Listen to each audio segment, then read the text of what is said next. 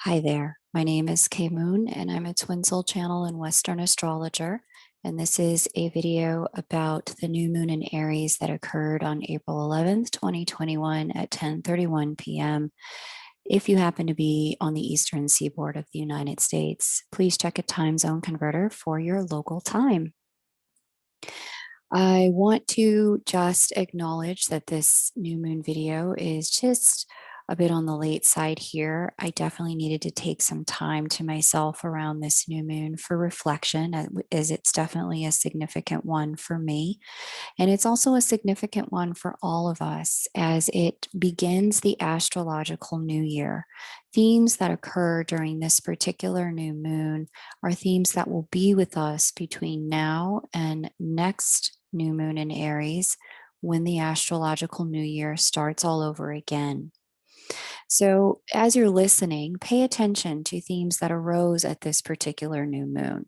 Also, for my Star School students, pay attention to the house that Aries governs in your chart and the people and relationships that are governed by this new moon. What this new moon brings forward at this time are themes that will be with you for the remainder of the year. And it's important to understand the house placement and the personal planetary placements that you have with this new moon so that you can get a sense of how you'll be working with this energy and what this energy is teaching us at this time. Let's go ahead and dive in. This particular new moon in Aries occurred here at the 22nd degree of Aries, but it was speaking with a lot of other planets. And when you have this much planetary conversation going on, this isn't just a new moon that is having a theme that's Aries alone.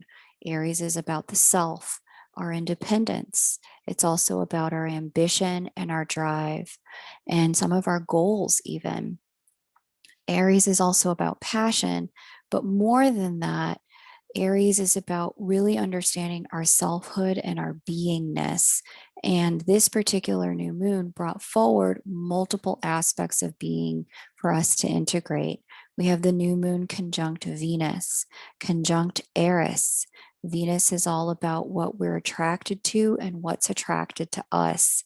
Eris is that righteous riot, the place where we stand up when we feel disenfranchised. We have the new moon also speaking in harmony to Juno. Juno here is the partnership asteroid and governs whom we partner with and who partners with us and how we feel about those partnerships, what kind of partnerships we attract. This new moon was also squaring Pluto. Here is Pluto at the 26th degree of Capricorn.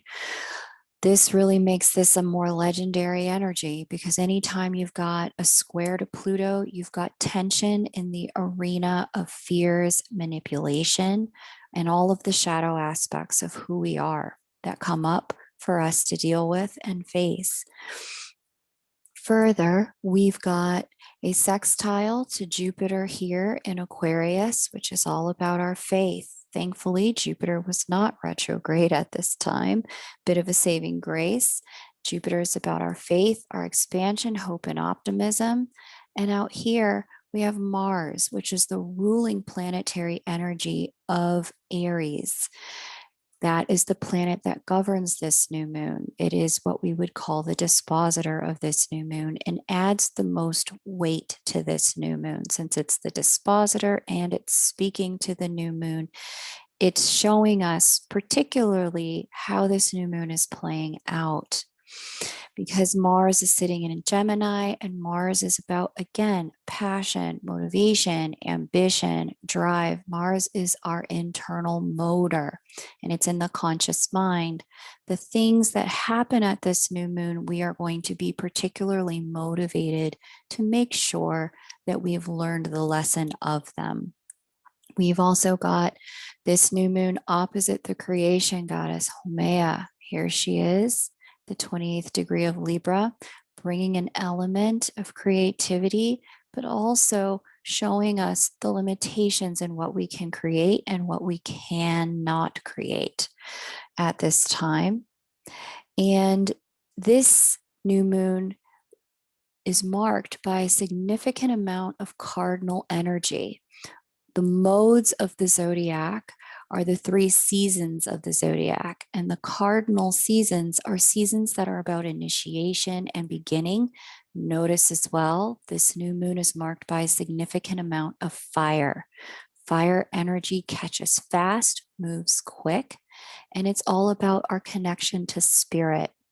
With this much energy, putting this all together into a singular storyline, this new moon was really about renewal in some significant ways, in a lot of ways in ourselves, and not just renewal in ourselves, but renewal in the way we think about partnerships, what we are drawing towards us, and what we're here to create. This new moon gives us an opportunity to see what is dead, what's no longer working, and what we need to let go of with the Plutonian energy. But it also gives us clarity about where we have the opportunity to rebuild, what we can build on, and what within ourselves is we are capable of pulling forward, and what within ourselves it's time to leave behind. This new moon exposed a lot of ourself to ourselves through our interactions with others. There's a strong mirroring effect with this new moon through our partnerships. Not only that, but it also exposed for in our interactions with others some of the places where we may have felt like wondered, can I move in this direction? Can I make this happen? Is this something that I'm actually called to do in terms of my light work, in terms of my gifting? And most importantly, the questions, am I capable? Am I worthy? The vulnerability in this new moon was associated and came specifically from the Pluto square. Not only the Pluto square, but we also have Chiron and Mercury speaking very closely together in harmony with the nodes. And anytime we've got this Chiron and Mercury conversation, we're being exposed to our wounding. The mirrors of our wounding are going to come up in our conscious mind in ways that we will not be able to ignore. And because the conversation and consciousness of our wounding is having a conversation with the North Node, which is the direction we're meant to be traveling in, there is a conscious question here in terms of, again, that worthiness and ability to have what it is we want, what we say we want. Are we able to align our walk with our talk? Are we able to move forward on what it is we've committed to in our heart with our actions? Aries and Mars are all about our actions. That being said, it's a big time, a really significant time, because the work in front of you and what this new moon would have exposed is what it's going to take, what the cost is going to be, and what we'd have to let go of in order to spin forward toward our final destination. Big time. So if this was for the cardinal signs, which are Aries, Cancer, Capricorn, and Libra, this would have been a really significant time for you, where you would have noticed, particularly in the arena of the wounding, some of the loudness around specifically enoughness. Chiron, when that wounding comes up for looking or examination or in the mirror, the question becomes about, are we enough? Have we done enough? Can we do enough? Is our beingness, specifically in Aries, enough? There's an energy here of both enoughness, not enoughness, and too muchness at the same time that would have been most pronounced for the cardinal signs. And for those of you who have lots of placements in the cardinal signs, specifically personal planetary placements, And for my star schoolers, I believe we talk about the difference between the personal and the generational planets. I believe that was class 3. So have a listen to that if you need a reminder. Because there's this tension here around this energy, it would have been easy to really get caught up in one or the other, get caught up in the dream or get caught up in the not enoughness and spin in one direction or the other. What this new moon really called for is a need to start breaking down what's in the gap between what we want and where we're at, so that we can begin the process of honestly having a look of how we're going to get to where we're going. What I love about it is that inside of this new moon, because Mars is the ruling planetary energy and it sits in Gemini, Gemini gives us the opportunity to explore, okay, well, what is in the gap? It gives us the opportunity to consider and the opportunity to question and to get curious about what the truth actually is. And that's a gifting at this new moon, because of the way this particular new moon falls on the heels of the close of the last astrological year. You think about everything we've experienced on planet Earth in the last year, the changes in economy, in socializing, and commerce, the changes we've experienced in the world of education and the way we relate to one another, the contraction and the new and coming expansion of the way we're rebuilding after the year 2020 was. This new moon is perfect for us because it gives us lots of opportunity for exploration and lots of opportunity to see what might be possible in the wake of such a difficult year. And because of that, I'm really encouraged by this new moon for all of us, even if it was a challenging new moon or if it was a fantastic new moon for you. The energy of this and the vibration of this is one of forward movement and definitely closing out old chapters of the past. So it's an exciting time. We'd like to have a look at the way this plays out for you. The calendar is certainly open, and this new moon is one that we'll be looking back at over the course of the year because it's been so significant, especially if you felt this new moon and it was really potent for you. Booking a time in the calendar to get a personal reading will help illuminate the themes you'll be working with over the course of the year. In the next segment of this video, I'm going to get into the other aspects that this new moon includes, and we're going to talk about a lot of the Mars energy here and how you can utilize that and the tension, because there is a grand trine energy here, both in earth and in fire. And I'm going to take a deeper look at exactly what that means, because there is some tension between a stuckness and a moving forwardness that you can transmute into palpable change in your physical world. And we'll talk about how to do that. As many of you know on the channel, I do need to show commercials. I've been trying to become more meticulous about plopping those in at appropriate times. When you watch these, it certainly helps the channel to grow, and I really appreciate it. And so we'll talk about the rest of this new moon right after this.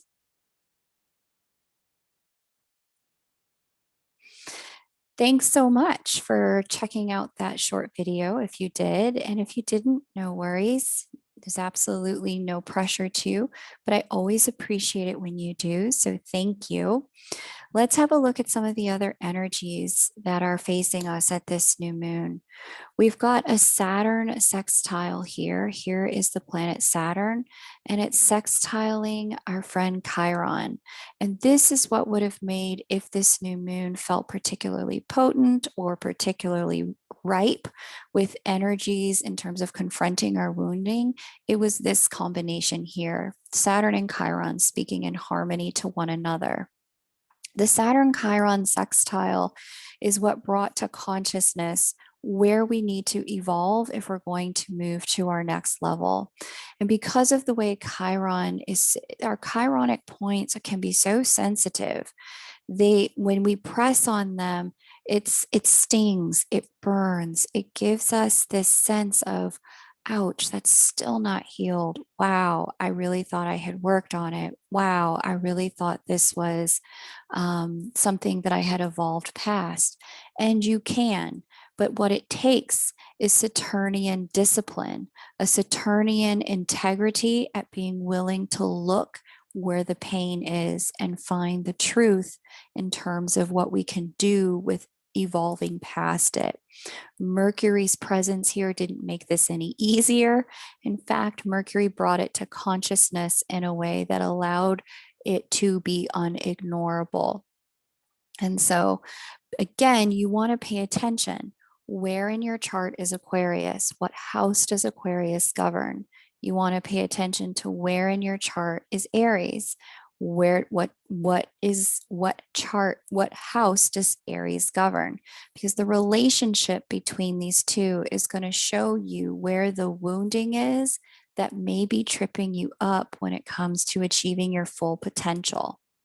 And this is going to be critical for you to make the most out of 2021 going into the beginning of 2022. As I said, the themes of this new moon are going to be with us over the course of the year. And if you can find these two placements, you'll be well on your way to overcoming an Achilles heel that could potentially detract from your ability to get where you want to go.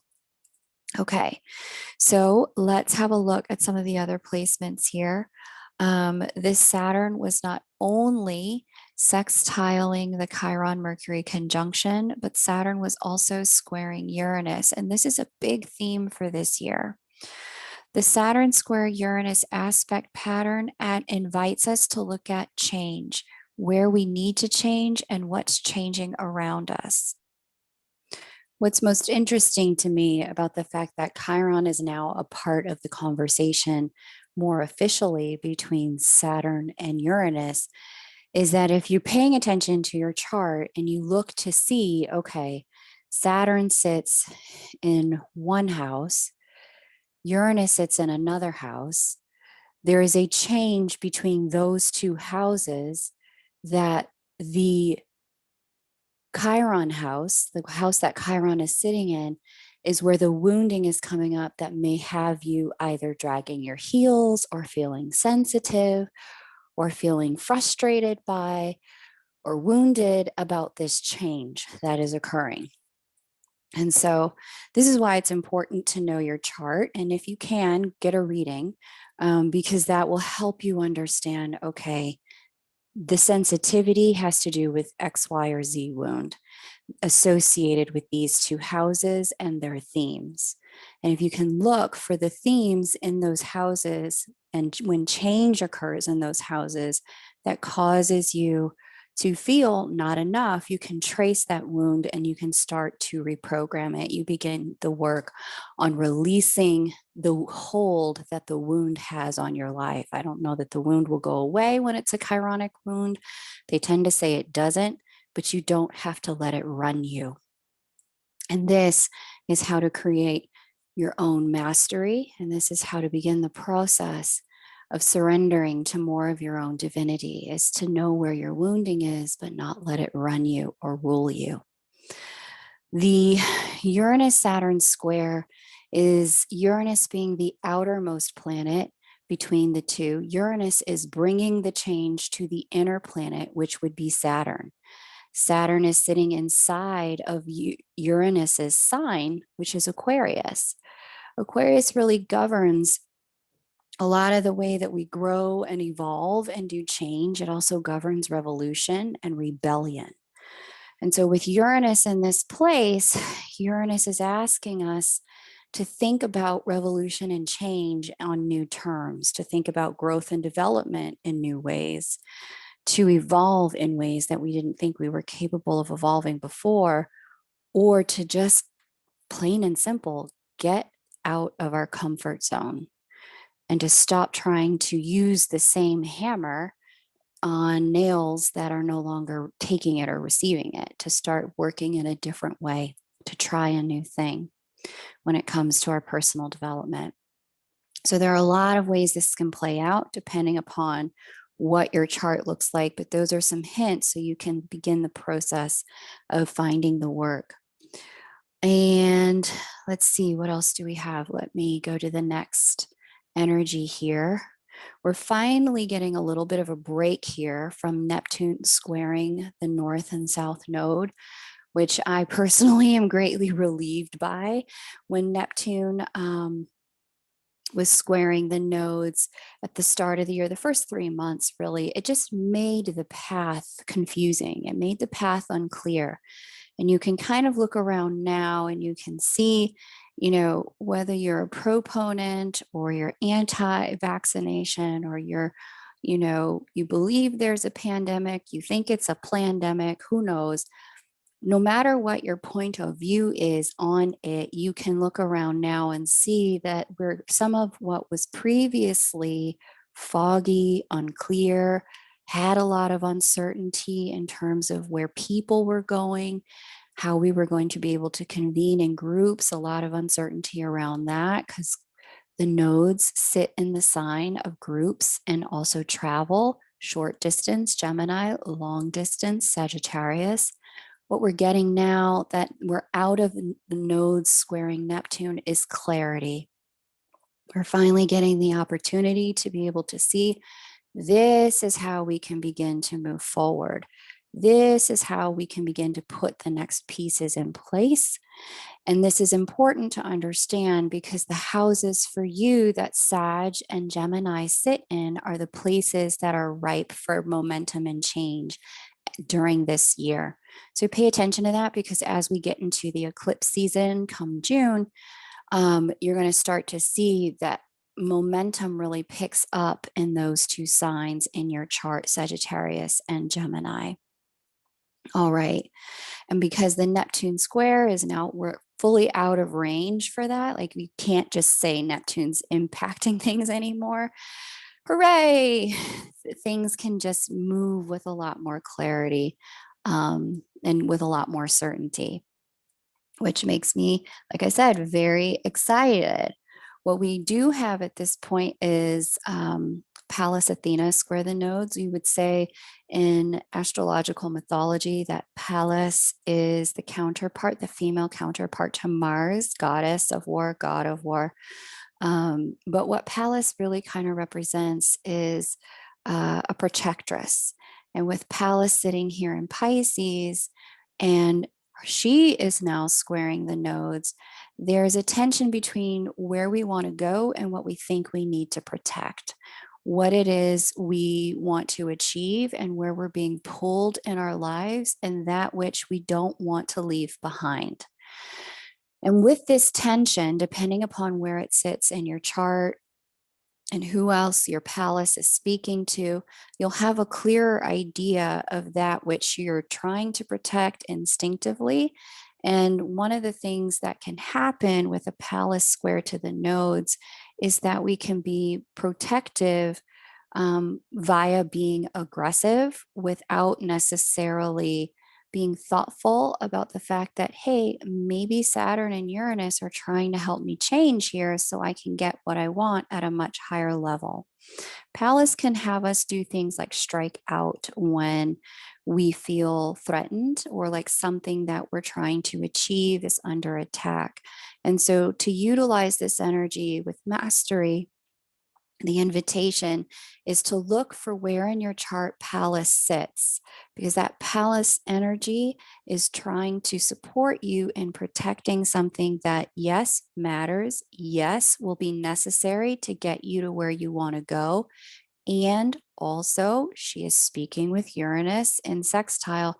Whatever that thing is, it's got to evolve, it's got to grow, it's got to change. It can't stay the way it has been in order for it to come to fruition, given the direction the nodes are providing for us at this time. So again, pay attention to where all of this is in your chart. Mars is sextiling Venus, and this is one of the most talked about and fun energies of this entire new moon. This is what brings a lot of lust, a lot of passion, a lot of sexy to this new moon. It brings a lot of interest in the physical pursuits of life here on planet Earth. Anytime Mars and Venus get together in a harmonious and even in a tense conversation, passion is a part of it. And we also have Pluto speaking here to Venus. This talks, I almost want to say specifically about sex, intimacy, and physical passion. Sometimes with Pluto involved, this is going to be about power plays and manipulation, unfortunately, with the square. So, one of the things to be paying attention to as a theme over the course of this year is how do you interact with sex and your own sexuality? How do you interact with physical intimacy? How do you interact with seduction and being seduced? Do you use it to get your way? Do you use it to reward people? Do you use it to escape dealing with certain things you'd rather not have to look at? Is it the kind of thing that you jealously guard? Is it the kind of thing you give without thought? The question, one of the major questions of this new moon that will be with us for the year is, what is your relationship to sex and power? And what is your relationship to intimacy and lust? And what's your relationship to passion and power? Again, you want to pay attention to the houses that all of this is going down in, because the houses will indicate where the work is. For some people, this is really going to be about relationships. For example, if you have a Gemini seventh house, as this chart is indicating, you've got a fifth house that is Aries, and you've got a second house that is Capricorn, just like this chart.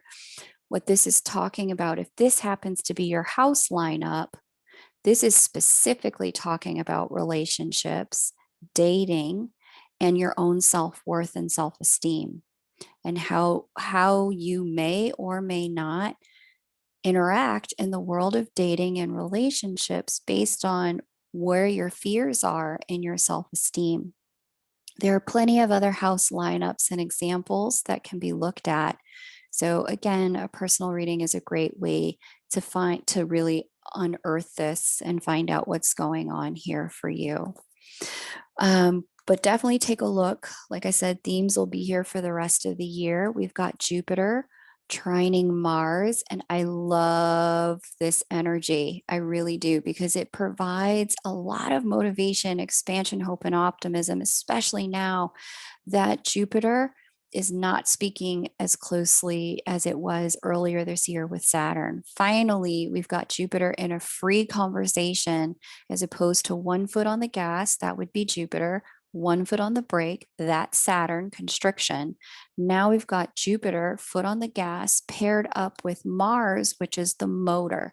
Now we can get momentum and traction. Now we can start moving things forward. And you may really have felt it 2 weeks prior to this new moon, that things in your life were starting to shake loose, starting to move forward. Opportunities were starting to come back. Groups and people and friendships were starting to reconvene.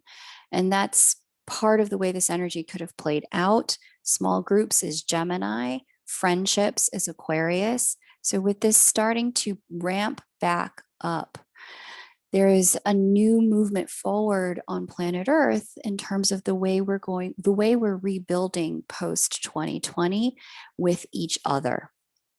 So that's a very exciting energy. And then we also have Mars opposite Juno, which I can't say that I love it, can't say that I hate it. It's just one of those energies where it's like, okay, I see. Tension needs to be worked out here. And this is the tension that we feel in our partnerships, where we want our partnerships to go in one direction, but we're experiencing the truth of things in a different direction. Partnership asteroid Juno is sitting in truth and freedom and faith sign Sagittarius. Mars is opposing her out here in the sign of the curious, the sign of exploration, the sign of both and that's Gemini.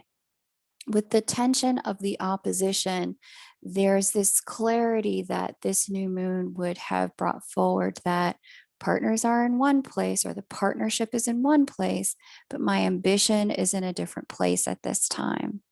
And there's this tension around how do we balance this out when they're 180 degrees apart?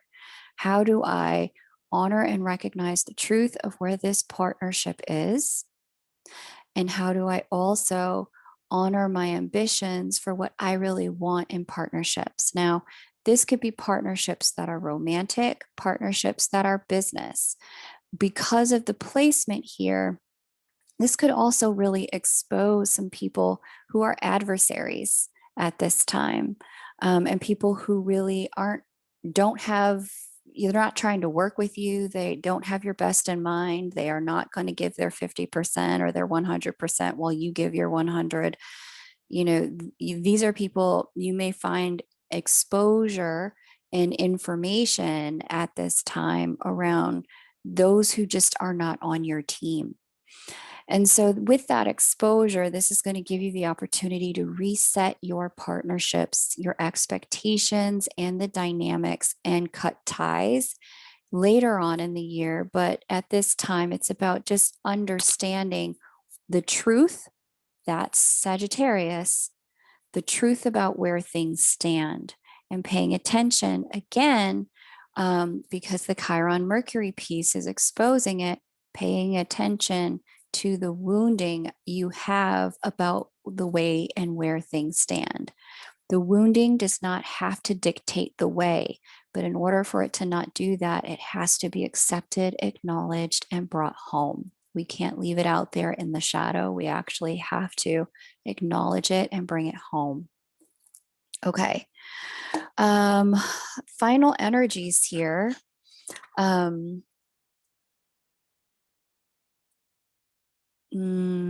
Okay. And so this is going to bring us into our two grand trines, this is a very important energy, because there is some tension here, between, duty and what we feel like we have to do, and some choices about what we actually want. And you may see important people in your life make decisions on one axis or the other as we move forward, which I'm going to talk about right after this commercial. Thank you so much for watching.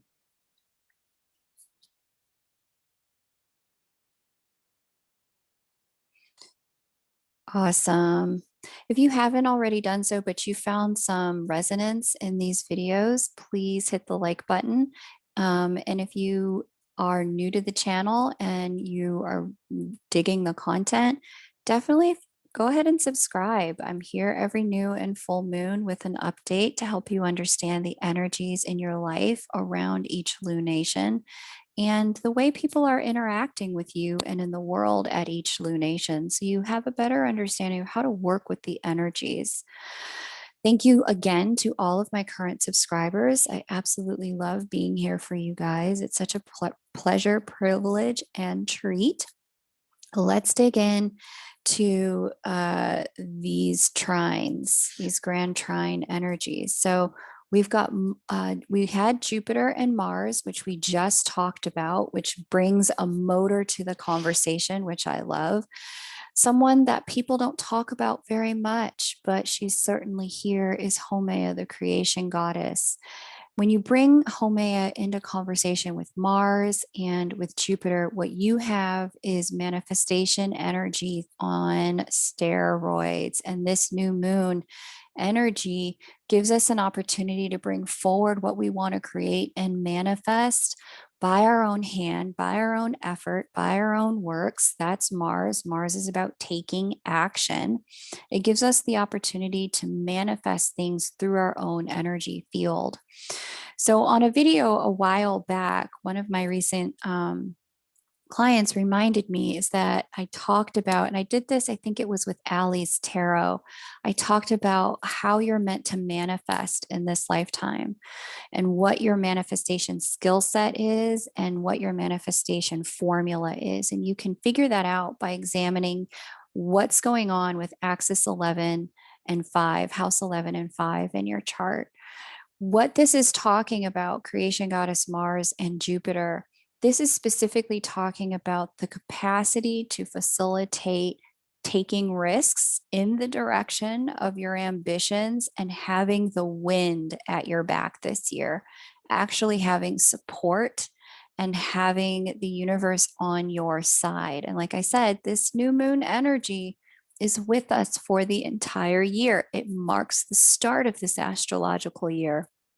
So, this is a great year for starting a new business, a great time for taking new risks in education. If you wanted to go to school, if you wanted to, try anything new, new habits, new behaviors. If you wanted to learn new skill sets and relationship, this particular year, more than any other year that I've seen in a while, is one astrologically speaking, where you do a new thing, you get a treat from the universe, you get wind in your sails, you've got life on your side with it.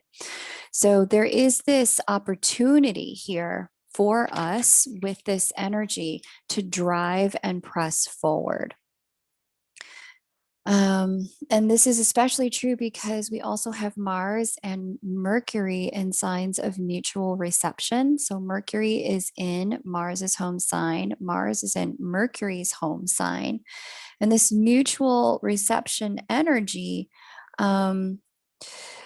because Mercury is having the conversation with Chiron, the wounding thing that we've talked about all throughout this video is going to be there.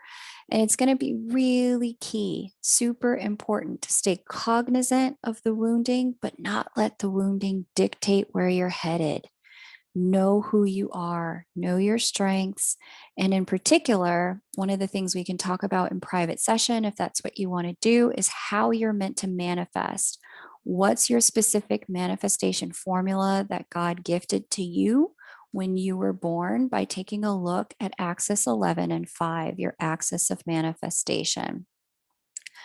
Or houses 11 and 5, your axis of manifestation. House 5 is all about your creative works. House 11 is also all about wish fulfillment. We can take a look at those two and map out the planetary energies and give you your personal formula in private session. So if you want to book that, you'll see the link to do so on my website below. But there's a tension here because there's a second grand trine here, and that's in the earth signs. We've got this grand trine here between, this is my least favorite. So here is,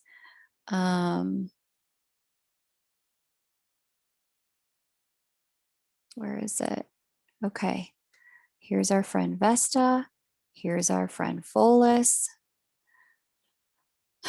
And here is Uranus. So with this energy in the earth signs, this is helpful in certain ways, but in other ways, it highlights a propensity, if it's in you, to really get caught up in duty and sacrifice, and also, find yourself trying to hold on, where the Uranian energy and the Pholus energy is really trying to help you let go.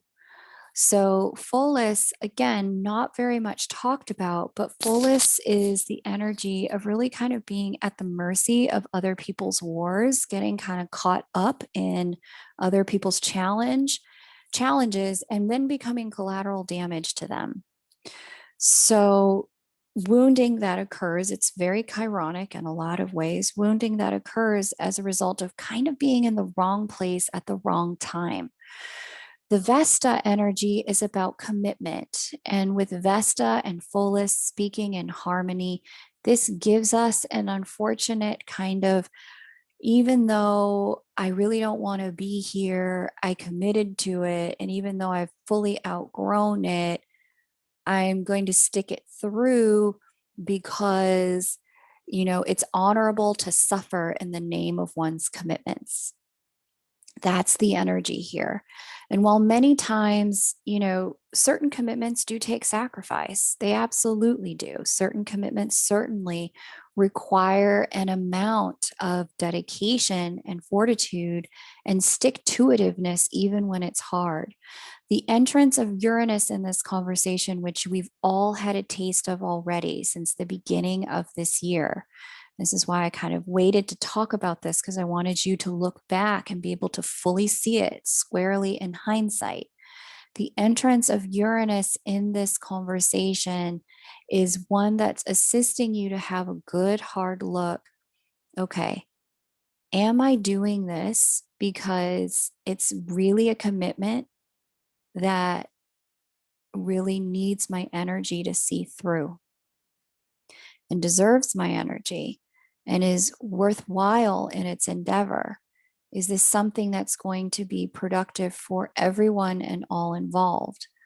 Or is this something that I'm choosing to stay committed to simply because the discomfort of ending the commitment or reshaping the expectations is greater, perceived to be greater than the discomfort of letting this go? That's the question that this new moon brings forward for each of us in some area of life. Again, you want to pay attention to the houses of the earth houses in your chart, because that's where this is taking place. But there is some question that we all have to take a look at within ourselves: is it worth it? Is it worth it given what it's costing me? Or is there a way to reconfigure this? That's what Uranus is giving us the opportunity to do. Can I reconfigure this so that it works better for everyone? So that everyone, including me, gets the opportunity to share in the benefit of this commitment. And so that's the question. It's a difficult one. It's definitely a mastery level question that you'll be invited to have a look at. If you're new to the channel, once again, welcome. It's so great to have you here. If you've heard something that resonates, I definitely invite you to subscribe. The reading calendar is open. You're welcome to book a reading, a personal reading, to have a look at these energies for what 2021 is going to be about for you and where the work is for you. I'm so excited to be able to deliver this information to you each new and full moon. And I look forward to seeing you at the next full moon. Take great care. Bye for now.